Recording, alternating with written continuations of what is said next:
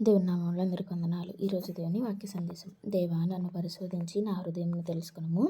నన్ను పరీక్షించి నా ఆలోచనలను తెలుసుకునుము. నీకు ఆయాసకరమైన మార్గము నా యందున్నదేమో చూడుము. నిత్య మార్గమున నన్ను నడిపింపుము. కీర్తనల గ్రంథం 139 కీర్తన 23, 24 వచనాలు. మనం అంతకుముందు కూడా 139 కీర్తన గురించి చెప్పుకున్నాం కదండి. ఆ కీర్తన అంటూ చదివితే మనలో ఎవరు తప్పు చేయాలి అనే ఆలోచన కూడా చేయరు. ఎందుకంటే దేవుడు మనల్ని ఎలా చూస్తున్నాడో, మనల్ని ఎలా గమనిస్తున్నాడో, మనల్ని ఎలా ఆయన ప్రతి క్షణం నిశితంగా పరిశీలిస్తున్నారో ఆ కీర్తన ద్వారా మనం తెలుసుకుంటాం. ఈ కీర్తన చివరిలో ఉన్న వచనాల్లో ఏం చెప్తున్నాడు కీర్తనాకారుడు అంటే, నన్ను పరిశోధించి నా హృదయాన్ని తెలుసుకో ప్రభువా, నన్ను పరీక్షించి నా ఆలోచనలు తెలుసుకో ప్రభువా, నీకు ఆయాస్కరమైన మార్గం నా యందు ఉన్నదేమో చూడు, నీ నిత్య మార్గంలో నన్ను నడిపింపు అంటున్నారు. మనం కూడా ప్రతిరోజు మనం చేస్తున్న ప్రార్థనలో మనం దేవుణ్ణి అడగవలసిన ముఖ్యమైన విషయం ఇదండి. ఎందుకంటే మనకి నచ్చినవేవో మనం చేస్తూ ఉంటాం. మనకి ఏవో జరగవలసినవి జరగలేదని మనకు అనుకూలమైన ఆలోచనలతో మనం ముందుకు సాగిపోతూ ఉంటాం. కానీ వాటి ద్వారా మనం దేవుణ్ణి ఎక్కడన్నా ఆయాస పెడుతున్నామేమో, ఆయన్ని బాధ పెడుతున్నామేమో ఒక్కసారి మనం ఆలోచించాలి. మనం చేసే పనుల వల్ల మరి నాకేమీ జరగట్లేదు, దానివల్ల నేను ఇబ్బంది పడుతున్నాను కదా అని మనం అనుకోవచ్చు. కానీ మనం దేవుణ్ణి బాధపెట్టి ఏం చేయలేం కదండి. మనం ఎప్పటి వరకు ఉంటామో తెలీదు, మన జీవితం ఎప్పటి వరకో తెలియదు. దేవుడు చెప్తాడు కదా, నరుని ఆయువు గడ్డి పువ్వు వంటిది అని, సాగిపోయే ఊపిరి వంటిది అని చెప్తూ ఉంటారు. అది నిజమే కదండి. ఎవరి జీవితం ఎప్పటి వరకు ఎంతకాలమో తెలీదు.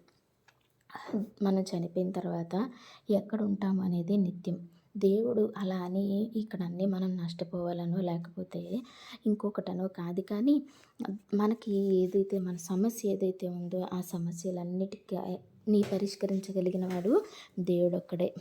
ఆయనకి మన ప్రతి సమస్యను అప్పగించుకోగలిగితే, దేవుడే చెప్తున్నాడు కదా, నీ చింత యావత్తు నా మీద వేయడి అని చెప్తున్నాడు దేవుడు. కాబట్టి మన చింత, మన భారం, మన బాధ, మన ఆలోచన ఆయన సన్నిధిలో మనం మోకరించి కన్నీరు కార్చి ప్రార్థన చేసినప్పుడు, రహస్యమందు చూచున్న నీ తండ్రి నీకు ప్రతిఫలం ఇచ్చునని వాక్యం చెప్తుంది.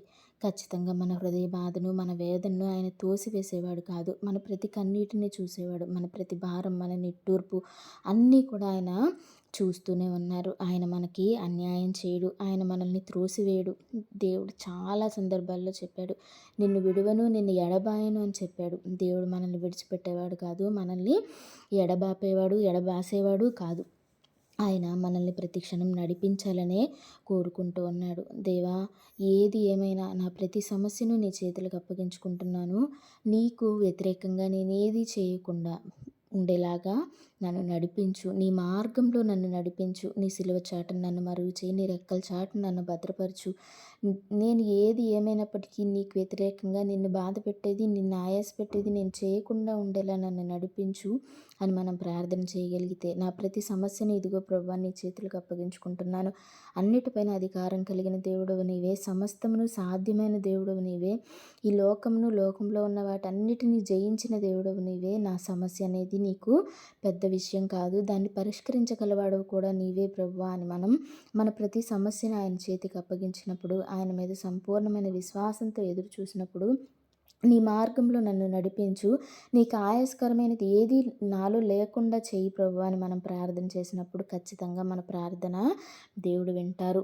ఆయన చెప్తారు కదా, నా సన్నిధికి వచ్చేవారు నేను ఎంత మాత్రం త్రోసివేసేవాడని కాదు అని చెప్తున్నాడు. ఆయన కృపా సమృద్ధి గల దేవుడు, ఆయన ఐశ్వర్యవంతుడు, సకల ఐశ్వర్యవంతుడు, అన్నిటినీ మనకి ఇవ్వగలిగిన వాడు. కాబట్టి ప్రతి ఒక్కరూ తమని తాము సంపూర్ణంగా దేవునికి అప్పగించుకుంటూ మనల్ని మనం శూన్యం చేసుకొని, దేవా నీ ఆత్మతో నన్ను నింపు, నీ ఆత్మతో నన్ను నడిపింపు అని మనం అడిగితే దేవుడు ఖచ్చితంగా మన ప్రార్థన వింటారు, మన ప్రతి సమస్యను పరిష్కరిస్తారని తెలియజేస్తూ వందనాలు.